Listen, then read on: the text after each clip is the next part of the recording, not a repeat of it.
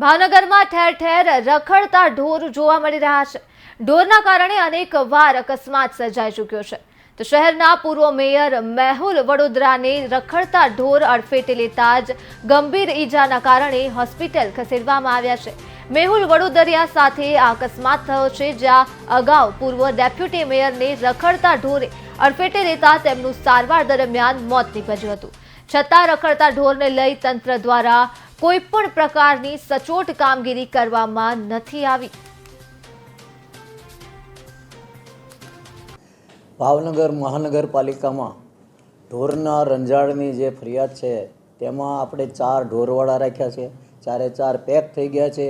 2200 ઢોર આપણે ગૌશાળામાં પણ મોકલ્યા છે અને દરરોજ 10 થી 12 ઢોર આજે પણ આપણે પૂરી રહ્યા છીએ, પકડી રહ્યા છીએ અને આજની ખૂબ કડક સૂચના પણ આપી દેવામાં આવી છે કે લોકોને હેરાનગતિ ન થાય। પણ આપના આ માધ્યમ દ્વારા ઢોર માલિકોને પણ હું વિનંતી કરું છું, પ્રથમ નાગરિક તરીકે વિનંતી કરું છું કે આપના ઢોર રસ્તા પર ના છોડવા મારી નમ્ર વિનંતી છે। લોકોની જાનહાનિ થઈ રહી છે, લોકોને નુકસાન થઈ રહ્યું છે, તો ઢોરના માલિકોને પણ મારી આ વિનંતી છે।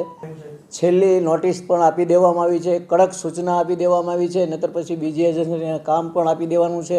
ગમે તેમ થાય ઢોર રોડ ઉપર ન આવવા જોઈએ તેની મારી નિષ્ઠાપૂર્વકની કાળજી રાખીને હું કામ કરાવવાનો છું।